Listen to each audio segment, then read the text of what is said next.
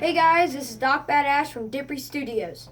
Last Saturday I saw something really weird when I walked out on my back porch. I saw a Star Destroyer. Star Destroyer. That's right, a Star Destroyer from Star Wars. I didn't know what to think. I didn't know if it was some kind of a hologram or a kite. So me, my parents, and my neighbors were all pretty freaked out. Anyway, here's the clip. Does anyone see that? And that about wraps up our video today. Weird, really weird. Tell me in the comments if you've seen anything like this.